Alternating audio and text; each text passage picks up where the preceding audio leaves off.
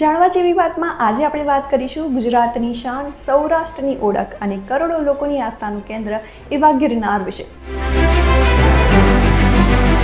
જૂનાગઢ શહેરથી માત્ર 5 કિલોમીટર દૂર આવેલો ગિરનાર ગુજરાતનો સૌથી ઊંચો પર્વત માનવામાં આવે છે. અહીં મુખ્ય 5 શિખરો આવેલા છે અને સમગ્ર ગિરનાર વિસ્તારમાં કુલ મળીને 866 જેટલા મંદિરો હોવાનું કહેવાય છે. ગિરનાર સુધી પહોંચવા માટે હજારો પગથિયા ચડવા પડે છે.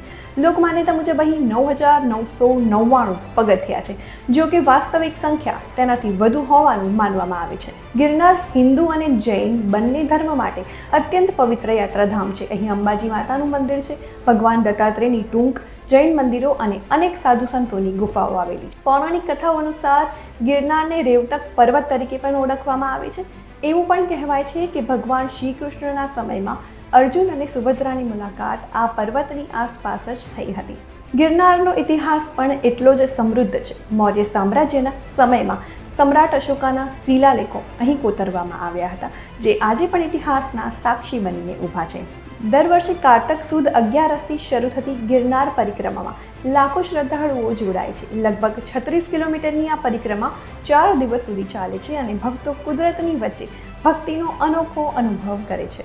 અને જ્યારે વાત ગિરનારની થાય ત્યારે ભવનાથ મહાદેવના મેળાનો ઉલ્લેખ કર્યા વિના વાત અધૂરી રહે.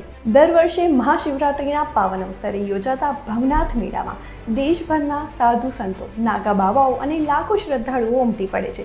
નાગા સાધુઓની શોભાયાત્રા અને મૃગીકુંડમાં થતું પવિત્ર સ્નાન આ મેળાનું મુખ્ય આકર્ષણ છે. જે ગિરનાર ચડ્યો તેને માત્ર પગથિયા નહીં પરંતુ આધ્યાત્મિક ઊંચાઈઓ પણ સર કરી. આ હતી જાણવા જેવી વાત, ગિરનાર પર્વતની અદ્ભુત ગાથા. ફરી મળીશું જાણવા જેવી વાતના આગામી એપિસોડમાં.